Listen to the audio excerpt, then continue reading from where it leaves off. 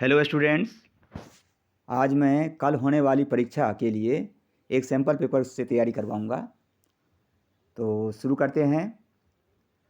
पहला प्रश्न है अधोलिखित वाक्येषु रेखांकित पदस्य संधि पदम संधि विच्छेदम वा चिनुत। तो आपको संधि में व्यंजन संधि और विसर्ग संधि, स्वर संधि आ ही नहीं रहा है। तो पहला जो प्रश्न है चलद निशम, तो इसका संधि विच्छेद करेंगे तो कौन सा होगा। तो चलद निशम में चलद दो है। प्रथम वर्ण जो है, प्रथम पद का जो पहला जो अक्षर है वो वन होना ही चाहिए। व्यंजन संधि में वन होना चाहिए, चाहे वन का 5 होगा या वन का 3 होगा। तो ये तो वन है ही नहीं, यहाँ पर वन है। चलत प्लस अनिशम, यहाँ पर प्रथम वर्ण तृतीय वर्ण हो गया, तो हो गया है, दो हो गया है। तो त्वया महत कौतुकम आवेदितम यत मानुषाद अपि विभेषी, ये व्यंजन संधि है।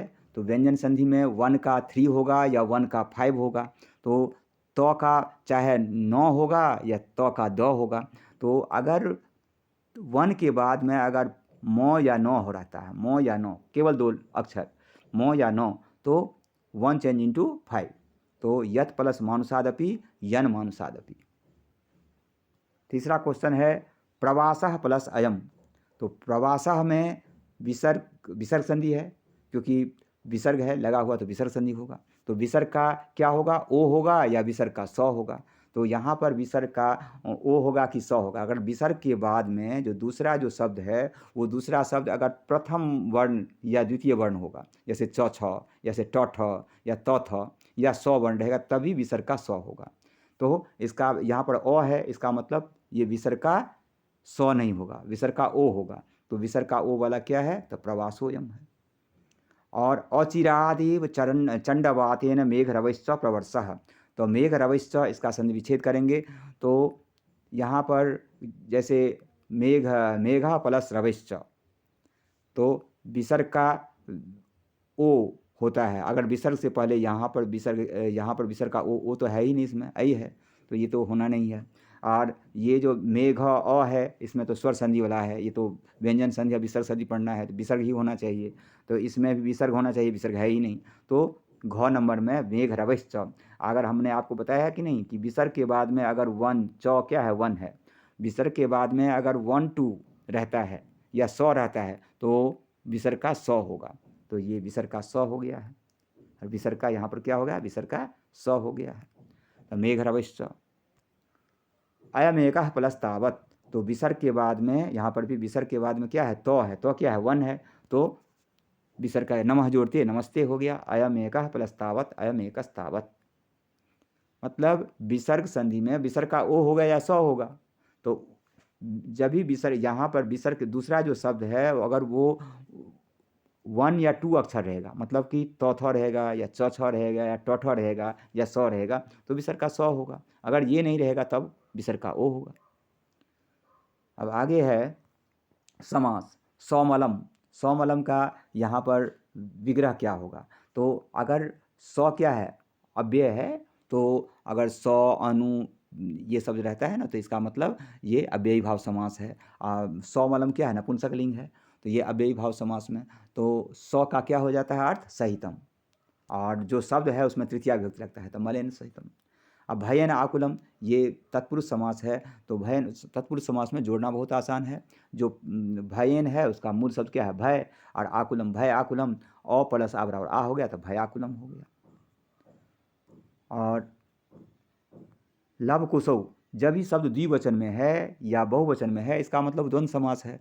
तो तो ये द्वंद्व समास है। तो लवः कुशः च लवः च है, लवः च कुशः च है। जो शुरू में है वो शुरू में होना चाहिए ना, तो शुरू में कुशः है तो कुशः वाला होगा, कुशः च लवः च होगा।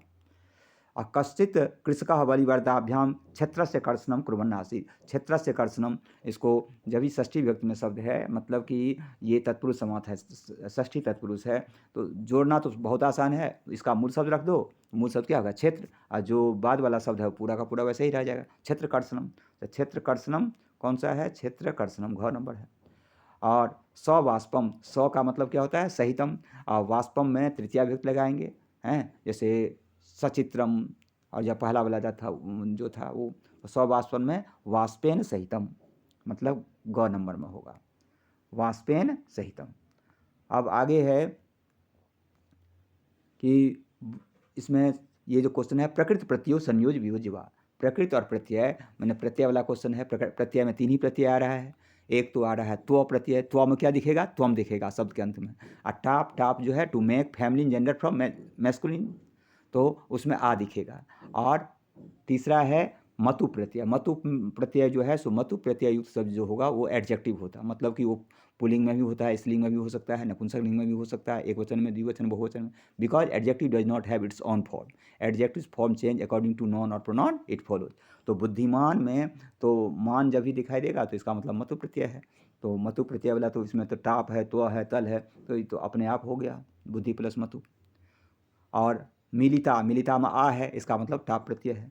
तो टाप प्रत्यय तो मिल प्लस टाप है, मिलित प्लस टाप है, तो मिलित शब्द है। तो मिलित शब्द का मिलित में तो प्रत्यय है, तो मिलितः पुल्लिंग में है, मिलिता स्त्रीलिंग में है, तो क नंबर होगा। बल प्लस मतुप, तो बल प्लस मतुप में मान और वान होता है। अगर ओ रहता है, बल ल अ है, इसीलिए इसमें वान होगा और वती होगा। तो बुद्धि बलवती, बुद्धि बलवती सदा, बुद्धि बलवती। बलमती क्यों नहीं होगा, क्योंकि जैसे शक्ति, शक्ति में ई है तो मान हो जाता है, शक्तिमान होगा। अब बल में अ है, इसीलिए बल।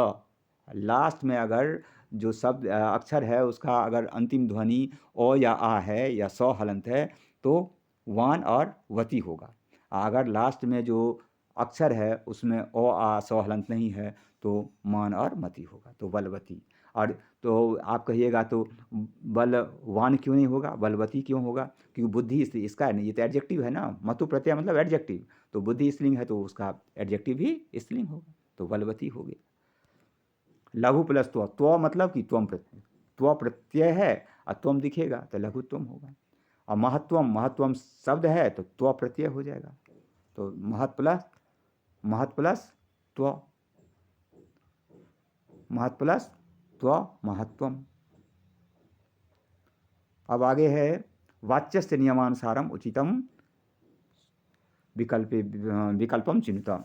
जैसे ये वाच्य का प्रश्न है, तो वाच्य में बालकः खादति, तो जब ही पठति, पठता, पठन्ति, पठसि, पठता, पठत, पठामि, पठावः, पठाम, अगर ये है साउंड, ये इस तरह का पठ पर जो चलने वाले शब्द के अनुसार है, इसका मतलब कर्तृवाच्य है। अब पठ्यते, पठ्यते, पठ्यन्ते, पठ्यसे, पठ्यते, पठ्यद्वे, पठ्ये, पठ्याभे, पठ्यामहे है, इसका मतलब ये कर्मवाच्य या भाववाच्य है। तो ये पठती है, खादती, इसका मतलब कर्तृवाच्य है। और कर्तृवाच्य का पैटर्न क्या है, 1 2 और अकॉर्डिंग टू 1 वर्ब। तो बाल, यहाँ पर 2 की जरूरत है ना, तो पायसम हो जाएगा। अब दूसरा है डैश चित्राणि दृश्यन्ते, जब भी दृश्यन्ते है इसका मतलब ये कर्तृवाच्य नहीं है, ये कर्मवाच्य है। तो कर्मवाच्य में क्या है, तो 1 का 3 हो जाता है और 2 का 1 हो जाता है और अकॉर्डिंग टू 1 ये वर्ब हो जाता है। तो 3 में कौन सा है, तो मया है। और मात्रा रोटिका, मात्रा क्या है, 3, मात्रा तृतीया विभक्ति है। रोटिका क्या है, रोटिका, रोटिके, रोटिका प्लस 1 है, तो 3 1, तो अब इसके अनुसार क्रिया हो जाएगा, तो क्या हो जाएगा, पच्चन्ते हो जाएगा। डैश फलानी आनियति, आनियति क्या है, पठती है, इसका मतलब कर्तृवाच्य है। कर्तृवाच्य है तो क्या है, 1 2 और अकॉर्डिंग टू 1 वर्ब। तो 1 जरूरत कौन सा है, तो 1 ये एक वचन है तो पिता हो जाएगा। अब 5 नंबर है समय है 8, इसको हिंदी में पढ़ो, हिंदी में क्या है 8 बजे, तो 8 का क्या होता है अष्ट, तो अष्ट बजे अष्ट हो गया। अर्चित ये क्या, इसको हम क्या पढ़ेंगे, इसको पढ़ेंगे 4:45, तो पौने का क्या होता है पादोन, अब 5 का क्या होता है पंच, तो पादोन पंच हो जाएगा। और ये 7:30, साढ़े का क्या होता है सार्ध, और 7 का क्या होता है सप्त, तो सार्ध सप्त हो जाएगा। और ये 6:15 है, इसको हम क्या बोलते हैं 6:15, तो सवा का क्या होता है सपाद, और 6 का क्या होता है सठ, तो सपाद सठ हो जाएगा। और ये है, इसको हम पढ़ते हैं, इसको तो सवा बोलते हैं वैसे, लेकिन 1:15 समझ लो, तो 1:15, तो सवा का हो गया सपाद, एक का हो गया एक, सपाद एक हो जाएगा। अब वाक्य गुणन, वाक्यानुगुणन उचित अव्ययम पदम चिन्हता, मतलब कि अव्यय वाला क्वेश्चन है। अव्यय में जो मोस्ट अप्रोप्रिएट है, you have to choose the most appropriate. तो इसमें दुर्वहम अत्र जीवितम जातम प्रकृतिरेव शरणम, पहला पाठ का पहला लाइन ही है। तो अत्र यहाँ पर सेट कर रहा है। और यत्रास्ते सा धूर्ता, जहाँ पर वो धूर्त है वहाँ मुझे ले जाता है। यत्र के साथ तत्र आता है, तो यत्र के साथ तत्र, जहाँ वहाँ, जहाँ वह धूर्त है वहाँ। सह दीनः इति जानन अपि, वह दीन है, वह गरीब है, यह जानते हुए भी डैश कृषकः तम बहुधा पीडयति। जानन अपि, जानते हुए भी, अपि जानन अपि, स्व मतलब यहाँ पर लिट लकार होना चाहिए, यह मतलब पास्ट टेंस होना चाहिए, तो पीडयति है तो सब तो है, कुतः क्वेश्चन मार्क्स होना चाहिए तो वो भी नहीं है। तो आपको जो इसमें स्व जो है तो नहीं सेट कर रहा है, आप ही सबसे अच्छा सेट कर रहा है। और ये किताब की पंक्ति भी है। रामम उपसृत्य प्रणम्य च, उपसृत्य और प्रणम्य दो दो एक ही चीज़ है दोनों, ये ले प्रत्यय ये प्रत्यय दोनों को जोड़ा गया। राम उठकर उपसे पास जाकर और प्रणाम करके, रामम उपसे राम के पास जाकर और प्रणाम करके, लव कुशो कुश लवो अवदत, कुश और लव ने कहा। तो यहाँ पर चौ की जरूरत है, चौ इज मोस्ट अप्रोप्रिएट। अब अधोलिखित वाक्येषु रेखांकित पदम अशुद्धम अस्ति, ये अशुद्ध है, उसको शुद्ध करना है। तो क्या अशुद्ध है? तो पठति, पठति अगर क्रिया अशुद्ध है तो इसका मतलब हम कर्ता को देखेंगे। कर्ता मतलब कि जो काम करे, कर्ता मतलब प्रथमा विभक्ति, तो त्वम करता है तो त्वम के अनुसार क्या हो जाएगा? पठसी हो जाएगा। और फला करंड के संति, तो कर्ता अंडरलाइन है, किसको देखेंगे? क्रिया को देखेंगे। तो क्रिया संति, संति क्या है? बहुवचन में है। फला भी एक तरह से बहुवचन में है, लेकिन फला जो होता ही नहीं, फल सब नपुंसक नहीं है, तो फलम फले फलानी होता है। ये बहुवचन, ये भी बहुवचन होना है, बहुवचन में फलानी होता है, फला नहीं होता है। और गच्छति, गच्छति क्या है? एक वचन में है, तो गच्छति एक वचन, ये गलती है ना, तो ये चेंज होगा, इसको चेंज करना है। किसके अनुसार चेंज करना है? तो क्रिया अंडरलाइन है तो कर्ता को देखेंगे, कर्ता द्विवचन में है तो इसको भी हम द्विवचन में करेंगे। तो द्विवचन में क्या है? गच्छतः। अब आगे है राधा स्वः गच्छति, तो क्रिया अंडरलाइन क्या है? कर्ता, नहीं सॉरी, क्रिया अंडरलाइन है तो हम किसको देखेंगे? कर्ता को देखेंगे। कर्ता क्या है? एक वचन। गच्छति क्या है? एक वचन, प्रथम पुरुष एक वचन, प्रथम पुरुष एक वचन। तो जब क्रिया अंडरलाइन है और इधर कर्ता का दोनों मैच है, इसका मतलब कुछ बात तो है। गलती जब अंडरलाइन किया हुआ है तो आप क्या देखिएगा कि कुछ तो बात है, तब फिर और दिमाग लगाइएगा तो आपको पता चलेगा स्व है। स्व मतलब टुमारो, और टुमारो रहेगा तो वर्ब शुड बी इन लिट लकार। अब आगे है रेखांकित पदानि आधृत समुचितम प्रश्नवाचकम पदम चिनुत, मतलब प्रश्नवाचक शब्द इसमें कौन सा है? दुर्वहम जातम, दुर्वहम ये एडजेक्टिव है। अगर एडजेक्टिव है, एडजेक्टिव वर्ड अंडरलाइन है, तो इसका मतलब कीदृश शब्द से क्वेश्चन बनेगा। अगर नाउन या प्रोनाउन अंडरलाइन है तो किम शब्द क्वेश्चन बनेगा। तो दुर्वहम जीवितम, जीवितम की विशेषण है कैसा जीवन? तो कठिन जीवन, दुर्वहम जीवन। तो दुर्वहम के लिए क्वेश्चन क्या हो जाएगा? दुर्वहम नपुंसक लिंग एक वचन, कीदृशम नपुंसक लिंग एक वचन। क्षेत्रे, क्षेत्र में, खेत में, पपात अपतत, खेत में गिर गया। तो इसमें क्षेत्र कहाँ गिर गया? तो खेत में गिर गया। तो कहाँ का अर्थ आ रहा है? तो कुछ लगाइए। मानुसात, मानुसात में कौन सा विभक्ति है? स्त्रीलिंग है, पंचमी विभक्ति एक वचन है, तो स्त्रीलिंग पंचमी विभक्ति एक वचन में कौन सा है? किम शब्द में कस्मात है, मतलब बायोडाटा मैच करना है। आर्यस्य, आर्यस्य में कौन सा है? षष्ठी विभक्ति है, षष्ठी विभक्ति एक वचन, तो षष्ठी विभक्ति एक वचन कौन सा है? कस्य। अब पुल्लिंग है तो पुल्लिंग से सत कस्य।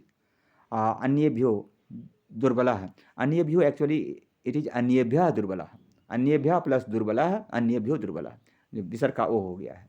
तो अन्येभ्य में पंचमी चतुर्थी पंचमी बहुवचन है, चतुर्थी पंचमी बहुवचन में केभ्य होगा।